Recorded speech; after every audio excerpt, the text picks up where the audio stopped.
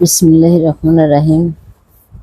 আলহামদুলিল্লাহ, সকল প্রশংসা সেই মহান রবের এবং প্রশংসা জানাই আমি আমার আদম পিতার নামে এবং প্রশংসা জানাই নবী করিম সাল্লাল্লাহু আলাইহি সাল্লামের উপর এবং ভক্তি জানাই আমার জন্মদাতা পিতা মাতার উপর এবং পৃথিবীর সমস্ত মানুষের উপর আমার তরফ থেকে রইল সালাম।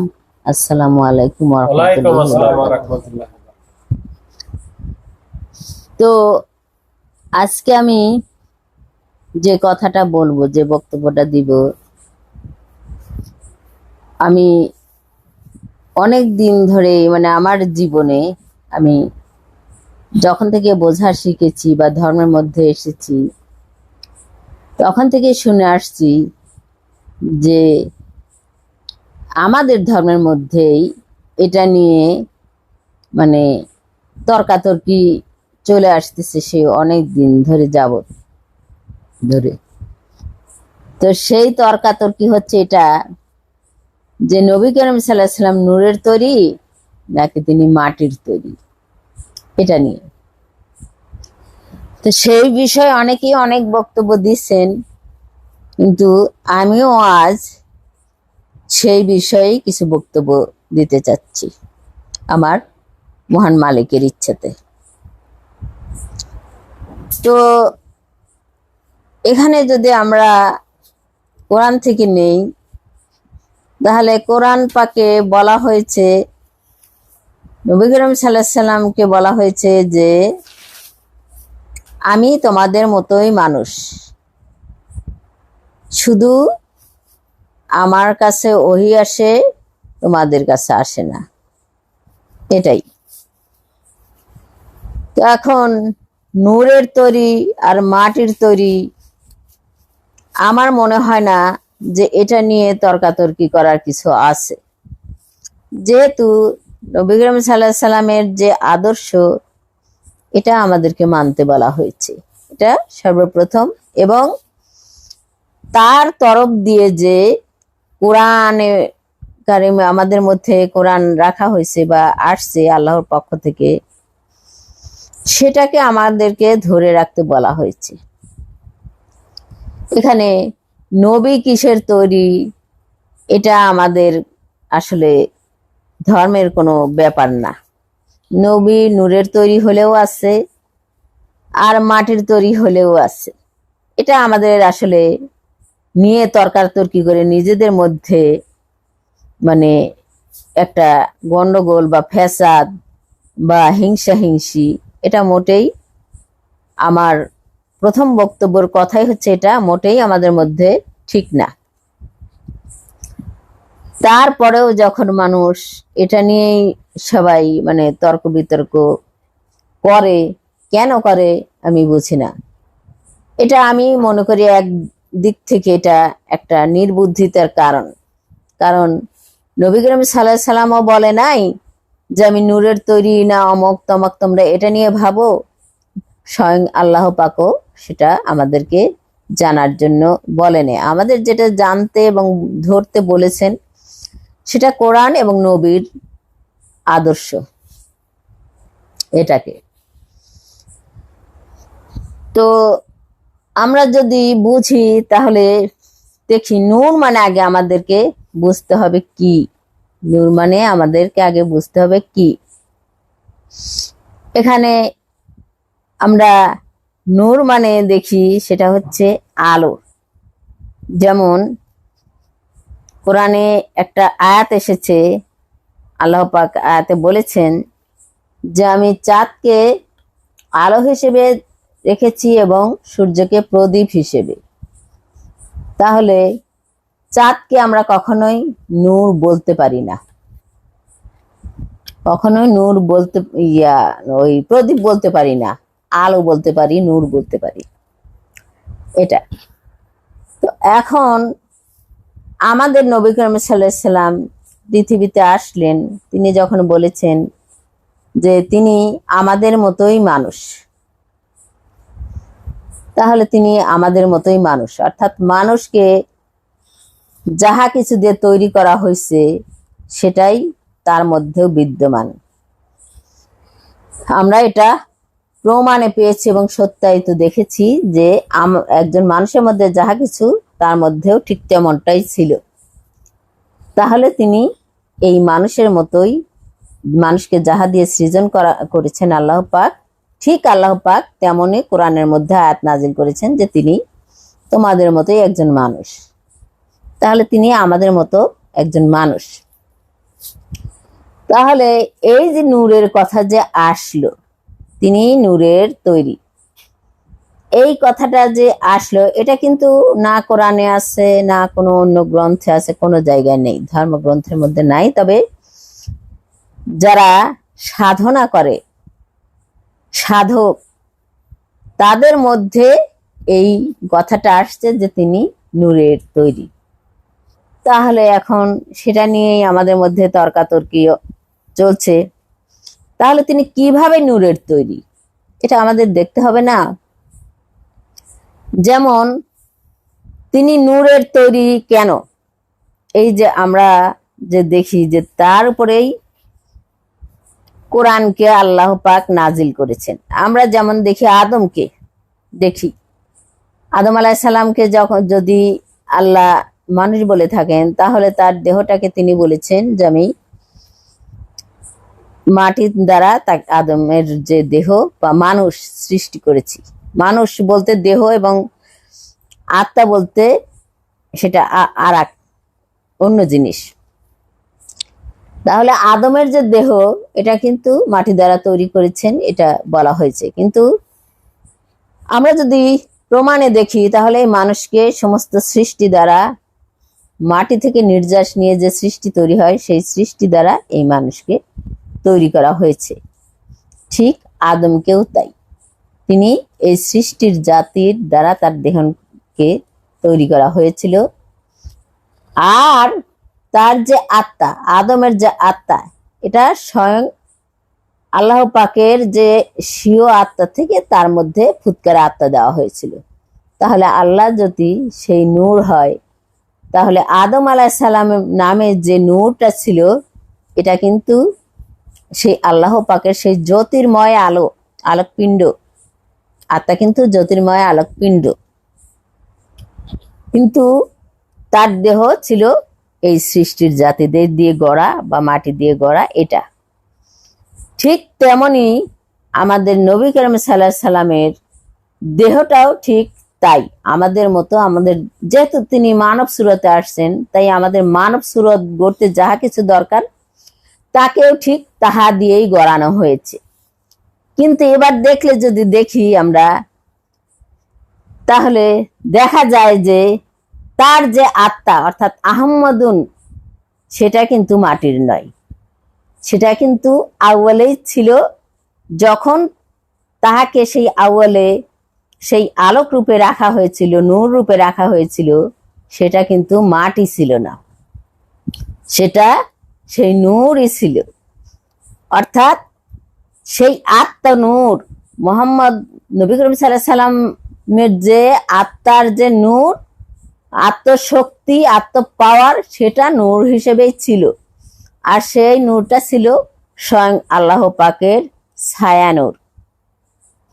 আদম আলাইহিস সালামকে দেওয়া হলো আত্মনূর এবং নবী করিম সাল্লাল্লাহু আলাইহি সাল্লামকে দেওয়া হলো সেই জ্যোতির্ময় থেকে যে আলো বের হতো, সেই আলো। এই জন্য তার আত্মশক্তিকে নূর বলা হয়েছে। নূর মানে আলো। যেমন চাঁদকে আল্লাহ পাক আয়াতে বলেছেন যে আমি সূর্যকে প্রদীপ রূপে রেখেছি এবং চাঁদকে আলোক রূপে। অর্থাৎ চাঁদও আলো জ্বলে, কিন্তু সে আলোক রূপে। সূর্য যেমন তার নিজস্ব আলো দ্বারা সে আলোকিত করে অন্য কিছুকে, কিন্তু চাঁদ কিন্তু তা নয়।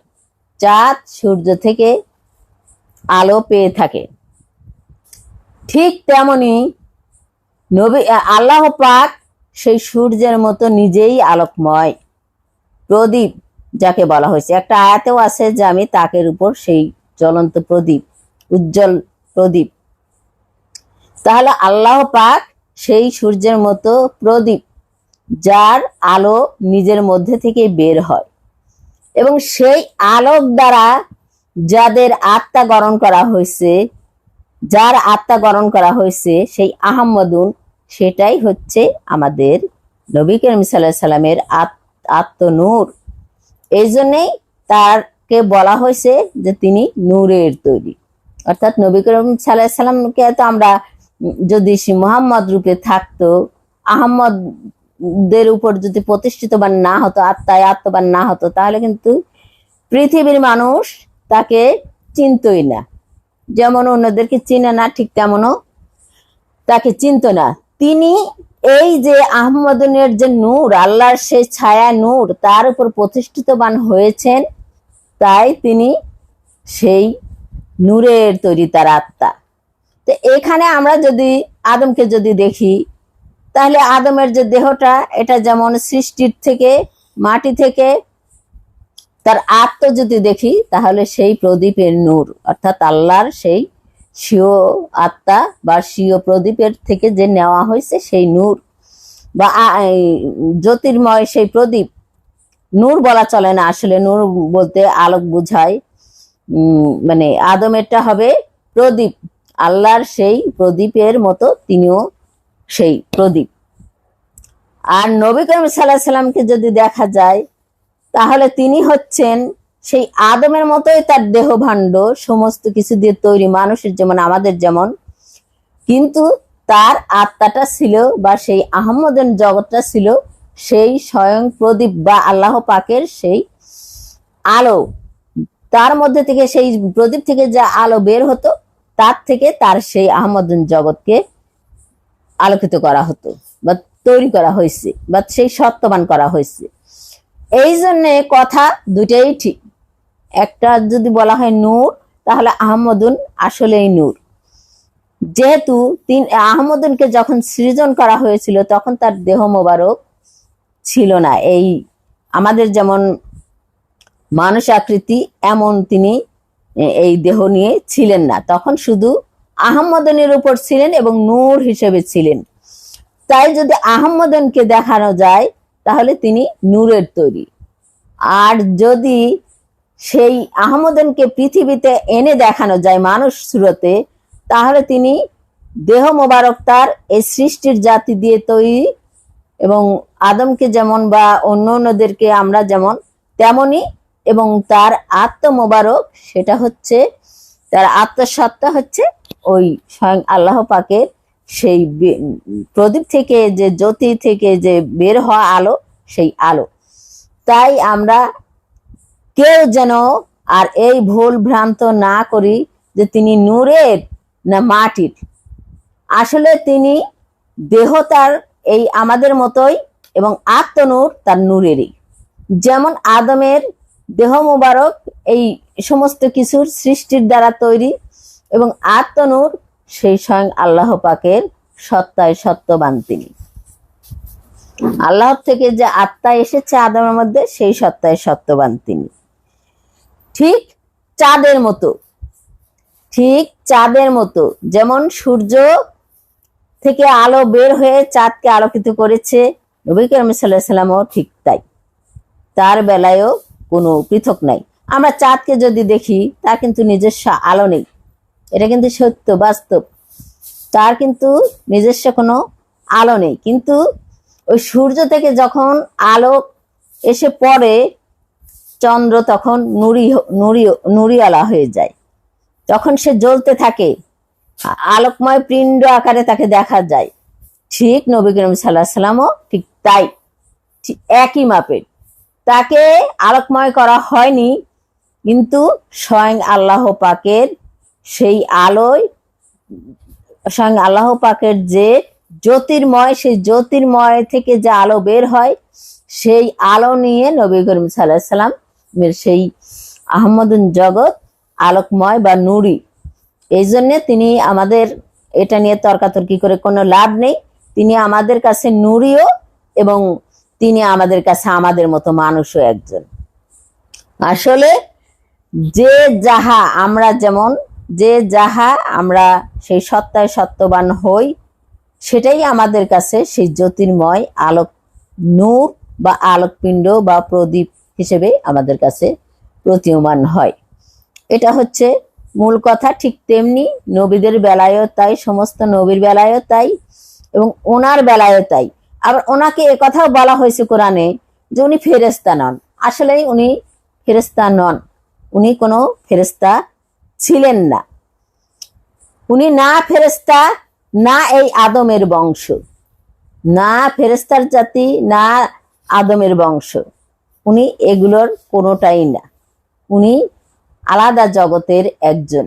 যদি আদমের বংশ ধরা হয় তাহলে আদমের যা আত্মা, এটা স্বয়ং আল্লাহ পাকের সত্তায় তাকে সত্যবান করা হয়েছে, কিন্তু ওনাকে তা করা হয়নি, ওনাকে তা করা হয়নি।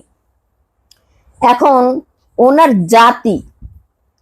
জাতি তৈরি করার জন্য বা এই আদম জাতির যে দেহ গড়ন করার জন্য ওনাকে পৃথিবীতে নিয়ে আসা হয়েছে, সমস্ত নবুয়তকে নিয়ে আসা হয়েছে। কারণ সমস্ত নবীদের যে সৃষ্টি, তাদেরকে যে আনা হয়েছে, তাদের থেকে যে ভিতর থেকে তাদের আত্মসত্তা এই পৃথিবীতে এনে সৃষ্টি জগৎ তৈরি করা হয়েছে।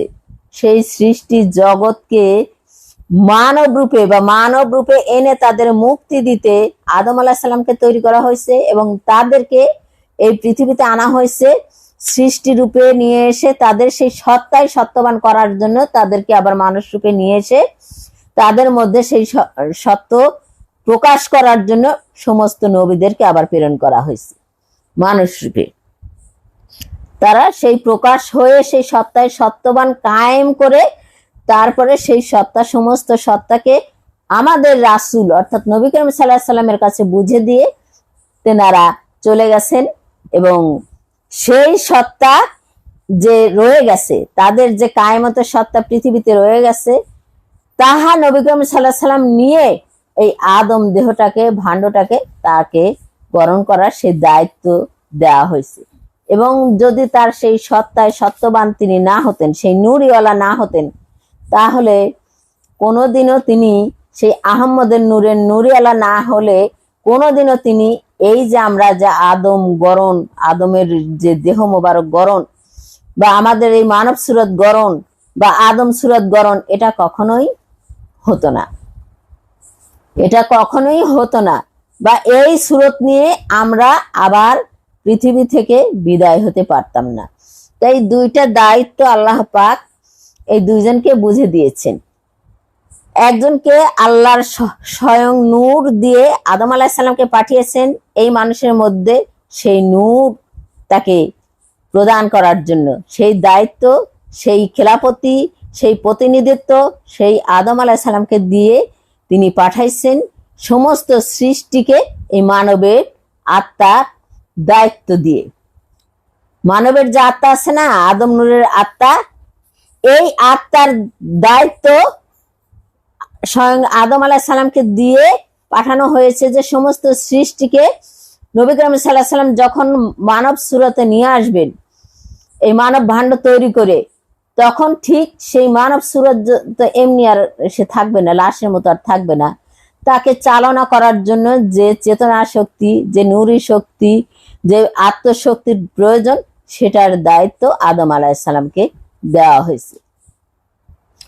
এই জন্যই এখানে আমরা আদম মাটির তৈরি বা নবী করিম সাল্লাল্লাহু আলাইহি সাল্লাম নূরের তৈরি বা মাটির তৈরি, এটা নিয়ে আমাদের কোনো তর্ক বিতর্ক করা মোটেই শোভা পায় না। কারণ আদমও যেমন সৃষ্টির সমস্ত কিছু দিয়ে নবী করিম সাল্লাল্লাহু আলাইহি সাল্লামের উপর সেই দায়িত্ব দেওয়া হয়েছে আদমের জাতি তৈরি করার জন্য। আদম যেমন সমস্ত সৃষ্টি দিয়ে তার দেহ তৈরি করা হয়েছে এবং তার আত্মনূর স্বয়ং আল্লাহ পাকের সেই স্বীয় আত্মা। এবং দ্বিতীয়ত নবী করিম সাল্লাল্লাহু আলাইহি সাল্লামকেও ঠিক সমস্ত সেই সৃষ্টির ভার তার উপর রাখা হয়েছে এবং সেই সমস্ত সৃষ্টি তার অঙ্গে প্রত্যঙ্গে কায়েমত্ব করে দেওয়া হয়েছে, কারণ এই মানব সুরত গড়ন করার জন্য। মায়ের যে দায়িত্ব সেটা নবী করিম সাল্লাল্লাহু আলাইহি সাল্লামের উপর ছিল। এবং সেই আমাদের যে প্রত্যেকটা মা আছে তাদের মধ্যে যে আদম সুরত গড়ন করার যে দায়িত্ব, সেটা এই আমাদের মধ্যে, আমাদের নারীদের মধ্যে যেটা, সেটা স্বয়ং নবী করিম সাল্লাল্লাহু আলাইহি সাল্লামের সেই কর্তৃত্ব বা সেই প্রতিনিধিত্ব তাকে দেওয়া হয়েছে। আর এই মানব সুরতের যে আত্মরূপ, আত্মশক্তি, আত্মপাওয়ার, আত্মসত্তা, এটার দায়িত্ব স্বয়ং আদম আলাইহিস সালামকে দেওয়া হয়েছে। তাই এই দুইজনকে, আদমকেও যেমন মাটির তৈরি বলা যাবে না, কারণ তিনি শুধু মাটির তৈরি না, তার কাছে যা আত্মরূপে সেই স্বয়ং আল্লাহ পাকের আত্মা ফুৎকারে যে দিয়েছিল সেটা রয়েছে, সেটা কখনোই মাটি নয় বা কোনো সৃষ্টির জাতি নয়। কারণ আল্লাহ পাক যেমন জ্যোতির্ময়, ঠিক আদমের সেই আত্মশক্তিও সেই জ্যোতির্ময়। আর নবী করিম সাল্লাল্লাহু আলাইহি সাল্লামকেও ঠিক তাই, তার সাথে সমস্ত সৃষ্টির জাতিকে রাখা হয়েছে এবং তার যে আত্মপাওয়ার, আত্মসত্তা, শক্তি, এটা স্বয়ং আল্লাহ পাকের সেই নূর থেকে তাকে দেওয়া হয়েছে। তাই এদের দুজনকে কখনো এই দুইটার মধ্যে থেকে বাহিরে নেওয়া যাবে না, কারণ এই দুইটা না হলে কখনো কোনো মানুষ তৈরি হয় না, কখনো কোনো মানুষ তৈরি হয় না। তাই এই আদম জাতিকে ধরে রাখার জন্য বা এই মানুষ জাতিকে ধরে রাখার জন্য এই দুইজনেরই শ্রেষ্ঠত্ব অমর, এই দুইজনেরই শ্রেষ্ঠত্ব অমর। তাই আমরা কখনো কেউ যেন কাউকে ছোট করে না দেখি। এখন এটা যেন আমরা মনে না করি যে শুধু এই দুইজনই, তা নয়, সমস্ত সৃষ্টিরাও কিন্তু আমাদের জন্য অনেক কিছু, আমাদের জন্য অনেক কিছু। তোমরা দেখো, যেমন সৃষ্টিদের কাছে আমরা কোনো প্রয়োজনে, সৃষ্টিরা কিন্তু আমাদের কাছে কোনো প্রয়োজনে আসে না, কিন্তু সৃষ্টিদের কাছে আমাদের প্রয়োজন মেটাতে, যেমন খাদ্য হিসেবে, আমাদের ঘুমানোর বিছানা হিসেবে, আমাদের থাকার ঘর হিসেবে, জমিন, যেটাই বলো, যাহাই বলো, এই সমস্ত কিছুর কাছে কিন্তু আমাদের প্রয়োজনে আমাদের তাদের কাছে যেতে হয়। তাহলে আমরা আসলে যদি আমাদের মানবিকতা দিয়ে দেখি, তাহলে আমরা কোনোটাকেই কখনো কোনো নবীকেও না, কোনো সৃষ্টিকেও না, কোনো আল্লাহর সৃষ্টিতে যাহা কিছু আছে না আল্লাহকে না তার সৃষ্টিকে কখনো ছোট করে দেখবো না, না আদম মাটির তৈরি ছোট করে দেখবো, না নবী করিম সাল্লাল্লাহু আলাইহি সাল্লাম নূরের তৈরি তাকে বড় করে দেখবো, মোটেই না। কারণ এদের দুইজনের কর্তৃত্ব আমাদের জন্য একেবারে কি বলবো, এটা ভাষায় প্রকাশ করা যাবে না। যার কারণে আমরা এই সৃষ্টি থেকে, যাদের দুইজনের কারণে আমরা এই সৃষ্টি থেকে আজ এই সর্বশ্রেষ্ঠ জাতি মানব জাতিতে পরিণত হয়েছি। তাই আমাদের মধ্যে কোনো ঝগড়া নয়, বিবাদ নয়, কোনো ফাসাদ নয়। এই মাটির তৈরি আর নূরের তৈরি, এটা নিয়ে নবীকে নিয়েও না, আদম আলাইহিস সালামকে নিয়েও না। আমরা যেমন আমাদের মা বাবাকে কখনো আলাদা করে দেখতে পারি না, দুজনেই আমাদের জন্য কেউ কম নয় আমাদের কাছে। তাই তাদেরকে দুইজনকেও আমরা কখনো কম করে যেন না দেখি, আর সমস্ত সৃষ্টিকেও যেন কম করে না দেখি। যেহেতু সমস্ত সৃষ্টি শুধু আমাদের প্রয়োজনে নয়, আমাদের এই দেহ বান্ড গড়াতে এই সমস্ত সৃষ্টিরই আনা হয়েছে এবং এই সমস্ত সৃষ্টিরই মুক্তির জন্য আনা হয়েছে আমাদের দেহ ভাণ্ডে। তাই তাদের মুক্তি নেওয়ার জন্যই আমরা সেই আদম সত্তার কাছে আমরা হেদায়েত গ্রহণ করেছি এবং তার কাছেই, সেই আদম সত্তাই আমাদের সেই কল্প মোকামে বসে আছেন, তার কাছেই আমাদের সেই একমাত্র মুক্তির উপায় রয়ে গেছে। এবং সেই জন্য আমরা যেন আদম আলাইহিস সালামের কাছে হিদায়াতটা গ্রহণ করি। যেহেতু এটা ফার্স্টের ইয়াতেই বলা হয়েছিল, আদম আলাইহিস সালাম যখন নামায় দেওয়া হয়েছিল তখন বলা হয়েছিল আমার তরফের যখন হিদায়াত যায় তোমরা তখন সেটাকে মেনে নিবা। তাহলে আমরা যদি মেনে নিই, আমরা তো সেই সৃষ্টির জাতি বা সেই মুক্তির জন্য যারা এসেছি, সেই সৃষ্টির জাতি, তারা একমাত্র সেই আল্লাহর যে হেদায়েত, সেখান থেকে যদি হেদায়েত গ্রহণ না করি তাহলে আমাদের কোনোদিনও মুক্তি আমরা হব না। এটা স্বয়ং কোরআনেই লেখা আছে, স্বয়ং কোরআনেই আল্লাহ পাক নির্দেশ করেছেন। তাই এখন যদি কেউ বলে যে স্বয়ং আল্লাহ পাকে সেই হিদায়াত দেওয়ার মালিক, এটা ওখানে আছে যে স্বয়ং আল্লাহ পাকে হিদায়াত দেওয়ার মালিক। তোমরা একবার চিন্তা করে দেখো যে স্বয়ং আল্লাহ পাক কখনো, সেই আল্লাহ পাক যে সূরতে যে নূরের মধ্যে আছে, সে কখনো এই পৃথিবীতে আসবেন না। তার যে প্রতিনিধিত্ব করে বা তার যে নূর দিয়ে, তার যে সেই সত্তা দিয়ে, তার যে সেই ফুৎকারের আত্মা দিয়ে যাকে তিনি এই পৃথিবীতে পাঠাইয়েছেন, তিনি কিন্তু সেই আল্লাহরই আত্মা, আল্লাহরই স্বীয় আত্মা থেকে আত্মবান। সেই আত্মাকেই বলা হয়েছে যে মানুষের মধ্যে আমি থাকি, সেই আদম আত্মাই আমাদের সেই আল্লাহর সত্তা। এই জন্যই আল্লাহ বলেছেন যে আমি প্রত্যেকটা মানুষের মধ্যেই আছি। তাহলে আল্লাহকে কিন্তু ভাগ করা যায় না, যে আমরা এতগুলো মানুষের মধ্যে কিভাবে আল্লাহ থাকে, জনে জনে তাহলে আল্লাহ হয়ে যায়। এই জন্যই আল্লাহ ওই আদমের মধ্যে এসেছেন এবং তার থেকে আমাদের মধ্যে এসেছেন। এই জন্য আমাদেরকে বলা হয়েছে তোমরা স্বীয় রবের ইবাদত করো।